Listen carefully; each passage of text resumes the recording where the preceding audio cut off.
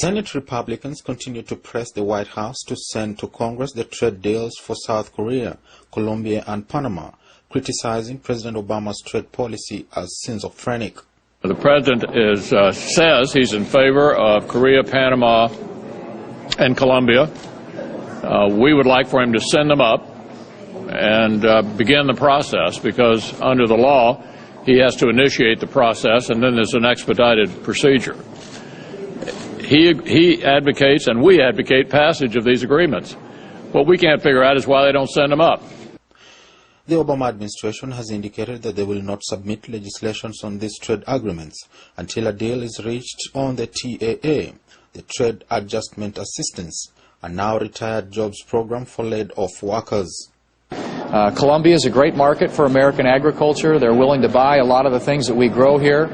But because we have had these trade agreements stalled out, other countries that have negotiated bilateral agreements with many of these countries are now stepping in and filling that void. And as a consequence, we're losing agricultural export opportunities for American agricultural producers, and it is costing us jobs here at home.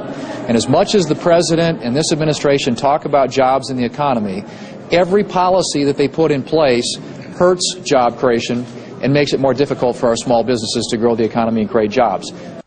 Republicans are calling for these two issues, the trade deals and the TAA, to be dealt with separately and independently in order to move ahead with the long-stalled trade deals.